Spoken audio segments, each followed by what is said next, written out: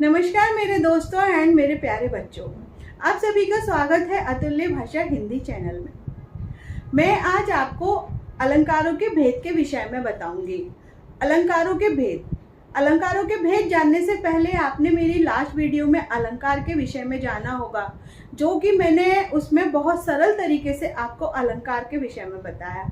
और आज मैं उतने ही सरल तरीके से अलंकार के भेद के विषय में बताऊंगी। तो जैसे कि आप जानते हो कि मैं हमेशा बोर्ड पर लिख कर रखती हूँ, इसे तो बताने की जरूरत नहीं है, आपको दिख ही रहा होगा कि मैंने बोर्ड पर लिख के रखा हुआ है। तो चलिए आगे बढ़ते हैं और जानते हैं अलंकारों के भेद। और प्लीज आप सभी लोग मेरे चैनल पर लाइक और कमेंट जरूर करिएगा, जिससे मुझे पता चलेगा कि आपको समझ में आ रहा है या नहीं। अलंकार के भेद 3 प्रकार के होते हैं: शब्दालंकार, अर्थालंकार, उभयालंकार। अब उनमें से शब्दालंकार के भी भेद होते हैं। वो कौन कौन से होते हैं?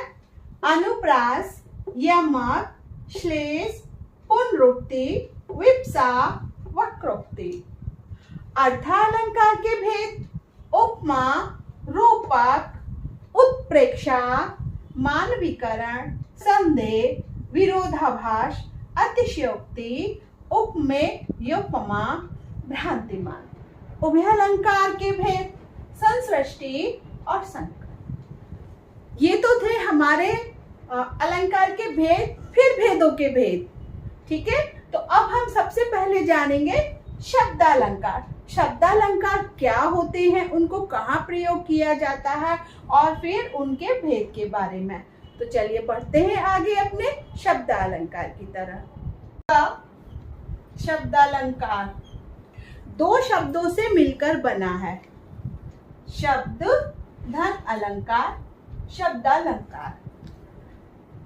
शब्द के 2 रूप होते हैं, ध्वनि और अर्थ।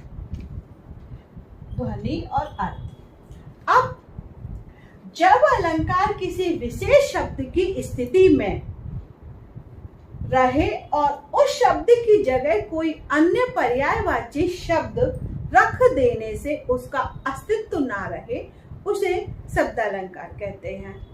कैसे? जब हमारा एक पहला शब्द है और वो किसी भी स्थिति में हम उसकी जगह दूसरा पर्यायवाची शब्द कोई भी रख देते हैं, तो पहले शब्द का कोई भी अस्तित्व नहीं रहता, क्योंकि वह दूसरे शब्द से बदल गया।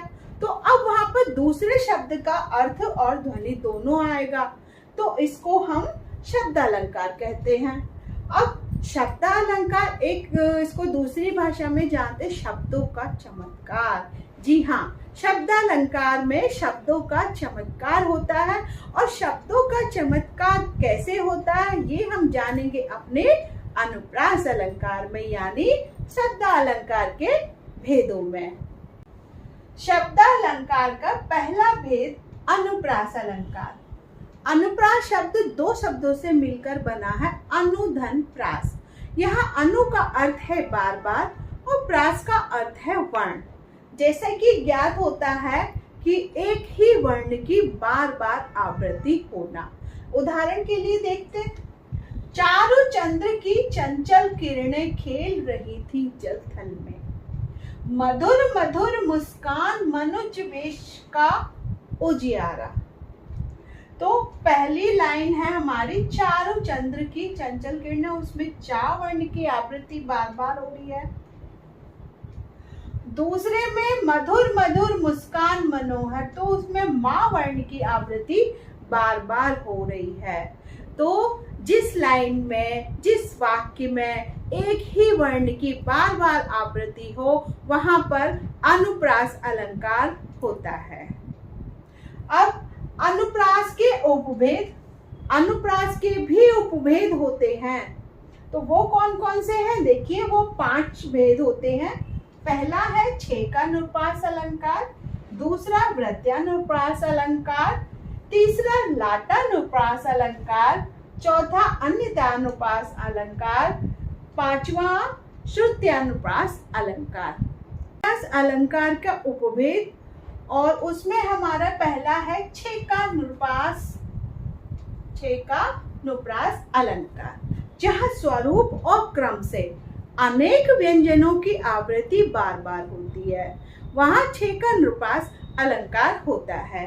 उदाहरण, रिझी रिझी, रहसी रहसी, हंसी हंसी, सांसे भर आंसू भर, कहत दई दई। रिझी रिझी, रहसी रहसी, हंसी हंसी उठे, सांसें भर आंसू भरे, कहत दई दई। तो यहाँ पे आपको जो हमारे व्यंजन है उनकी आवृत्ति स्वरूप और क्रम से बार बार हो रही है, तो यहाँ पर हमारा 6 का अनुप्रास अलंकार होगा।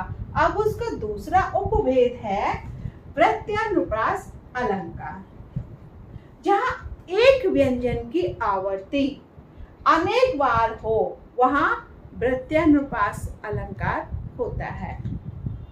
अब यहाँ तो था हमारा स्वरूप और क्रम से अनेक व्यंजन, और यहाँ पर है हमारा एक व्यंजन की आवृत्ति अनेक बार हो रही है।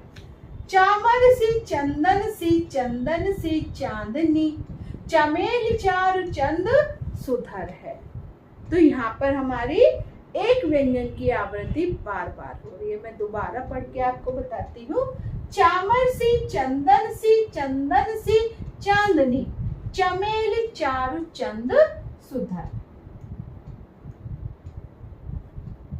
तो यहाँ इस व्यंजन की आवृत्ति बार बार हो रही है, तो यहाँ पर हमारा वृत्यानुप्रास अलंकार होता है। का तीसरा उपभेद है लाटानुप्रास अलंकार, जहाँ शब्द और वाक्यों की आवृत्ति प्रत्येक जगह पर अर्थ वही हो और अन्वय करने पर उसमें भिन्नता आ जाती है, वहां लाटानुप्रास अलंकार होता है। जैसे कि हमारा वाक्य का अर्थ हम चाहे कितनी भी बार लिख लें, उसका अर्थ एक ही आएगा, लेकिन अगर हम उसको दूसरी तरह से लिख देंगे तो वहां पर हमारे थोड़ा वाक्यों में भिन्नता आ जाती है।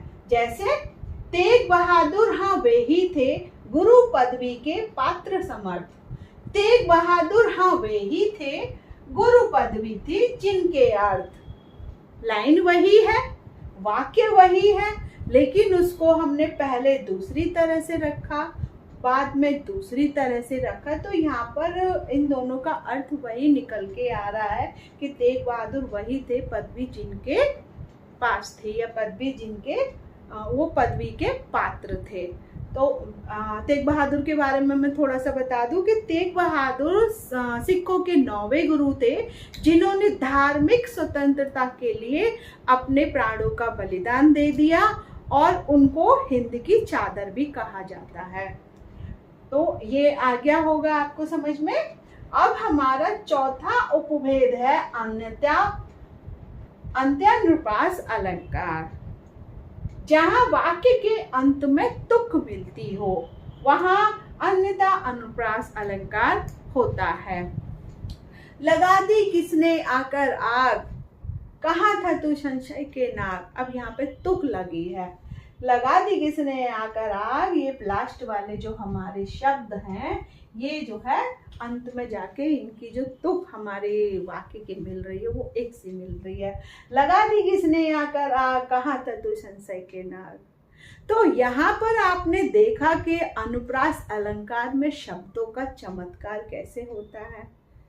अर्थ वही है, व्यंजनों की आवृत्ति बार बार हो रही है, वर्णों की आवृत्ति बार बार हो रही है, अर्थ एक है, तुक लगा दिया, सुनने का भी अर्थ अलग अलग है, या एक शब्द को हम कई तरीके से सुनते हैं, उसका अर्थ एक सा। तो यहाँ पे अनुप्रास अलंकार में जो है हमारे शब्दों का चमत्कार बहुत है। पांचवा उपभेद श्रुत्यानुप्रास अलंकार, जहाँ कानों को मधुर लगने वाले वर्ण की आवृत्ति होती है, वहां पर श्रुत्यानुप्रास अलंकार होता है। उदाहरण, सागर सा गंभीर हृदय हो, गिरि सा ऊंचा हो जिसका मन। लाइन कितनी प्यारी है, कितनी अच्छी है, समझ में भी आ रही है कि सागर सा गंभीर हृदय हो और गिरि सा ऊंचा मन। है ना। तो ऐसे जो हमारे वर्ण होते हैं, ऐसे वाक्य होते हैं, किसी भी कविता में हो या किसी भी कहानी में हो, जो हमारे कानों को बहुत मधुर लगते हैं, तो वहां पर आप समझ जाइएगा कि यहाँ पर जो है श्रुत्यनुप्रास अलंकार की अनुभूति हो रही है, तो वहां पर हमारा श्रुत्यनुप्रास अलंकार है। तो ये तो थे हमारे अनुप्रास अलंकार के उपभेद, और यहाँ पर जाना आपने शब्दों के चमत्कार के बारे में कि कैसे कैसे चमत्कार होते हैं। तो अब मिलती हूँ आपसे अगली वीडियो में और अलंकार के साथ। अगर आपको ये मेरी वीडियो अच्छी लगी हो, समझ में आई हो, तो कृपया मेरे चैनल पर लाइक और कमेंट जरूर करिए। Bye bye.